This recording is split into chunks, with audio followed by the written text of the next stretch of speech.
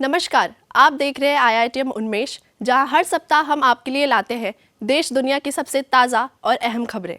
मैं अंजलि और इस विशेष साप्ताहिक बुलेटिन में हम आपको दिखाएंगे राष्ट्रीय, अंतर्राष्ट्रीय, व्यापार, खेल और मनोरंजन जगत की बड़ी खबरें। तो चलिए शुरुआत करते हैं आज की प्रमुख खबरों से। सबसे पहले राष्ट्रीय समाचार। विधानसभा चुनाव को लेकर माहौल गर्म हो गया है। चुनाव आयोग ने साफ संकेत दिए हैं कि 6 अक्टूबर के बाद कभी भी चुनाव की तारीखों का ऐलान किया जा सकता है। इससे पहले 30 सितंबर को फाइनल वोटर लिस्ट भी जारी की जाएगी। आयोग ने सभी विभागों को निर्देश दिया है कि 3 साल से एक ही जगह तैनात अधिकारियों का ट्रांसफर हर हाल में 6 अक्टूबर को पूरा किया जाए। गुजरात के गांधीनगर में गरबा के दौरान देर रात समुदायों के बीच हिंसक झड़प हुई। इस घटना के बाद इलाके में तनाव का माहौल है। झगड़ा सोशल मीडिया पर एक पोस्ट को लेकर शुरू हुआ था, जो बाद में आगजनी और तोड़फोड़ तक पहुंच गया। उपद्रवियों ने कई वाहनों में भी तोड़फोड़ की। अब खबरें अंतर्राष्ट्रीय जगत से। बलूचिस्तान में ट्रेन पर बड़ा धमाका। पाकिस्तान के बलूचिस्तान प्रांत में 22 सितंबर को बड़ा ट्रेन हादसा हुआ। जाफर एक्सप्रेस ट्रेन पर हुए बम हमले में करीब 12 यात्री घायल हो गए। रिपोर्ट्स के मुताबिक यह हमला उस वक्त हुआ जब ट्रेन क्वेटा जा रही थी और मस्तुंग जिले के स्पीच-एंड इलाके से गुजर रही थी। ट्रेन में उस समय करीब 270 यात्री सवार थे। धमाके की वजह से ट्रेन की 6 बोगियां पटरी से उतर गई और एक बोगी पूरी तरह पलट गई। अधिकारियों ने बताया कि इस इलाके में 10 घंटे के भीतर यह दूसरा धमाका था। हमले के पीछे ट्रैक पर लगाए गए IED यानी इम्प्रोवाइज्ड एक्सप्लोजिव डिवाइस की जिम्मेदार माना जा रहा है।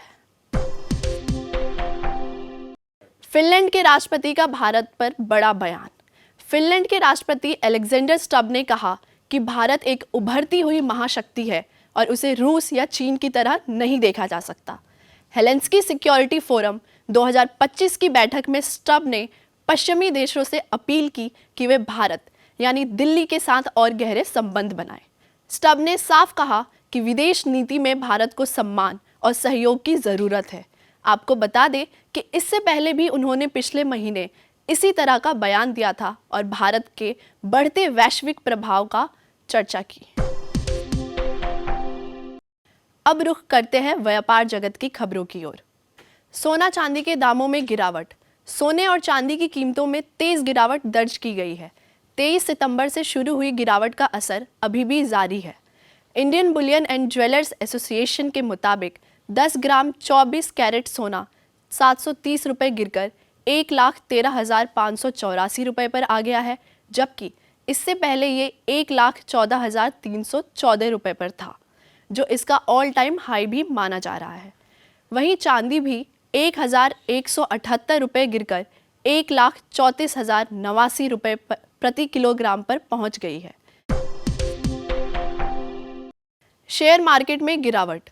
हफ्ते के तीसरे कारोबारी दिन यानी बुधवार 24 सितंबर को शेयर बाजार लाल निशान पर बंद हुआ।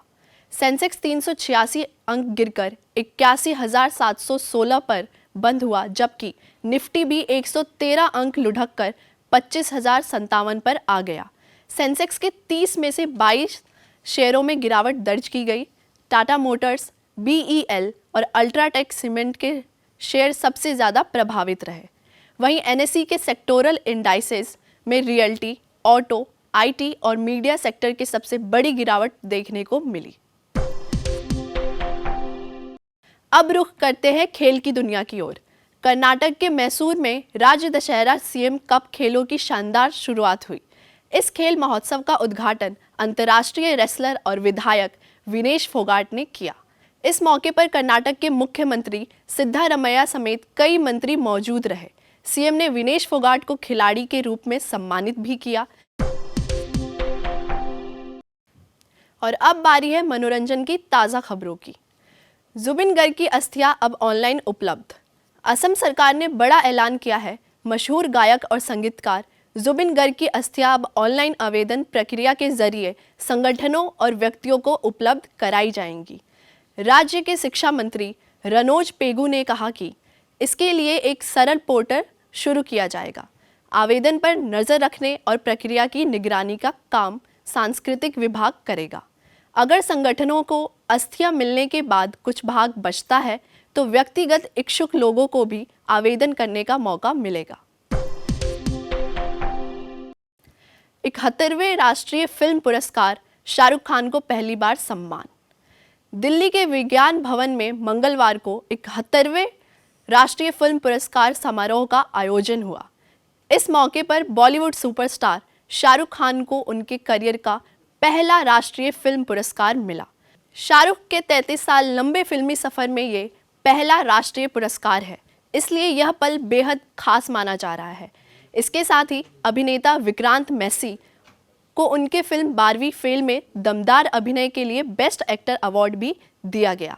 वहीं रानी मुखर्जी को film Mrs Chatterjee versus Norway में उनके बेहतरीन अभिनय के लिए राष्ट्रीय पुरस्कार से सम्मानित किया गया। तो ये था इस सप्ताह का IITM उन्मेष साप्ताहिक बुलेटिन। अगले हफ्ते हम फिर से हाजिर होंगे देश दुनिया की बड़ी खबरों के साथ। तब तक के लिए मैं अंजलि और मेरी पूरी टीम को दीजिए इजाज़त। सुरक्षित रहे, स्वस्थ रहे। नमस्कार।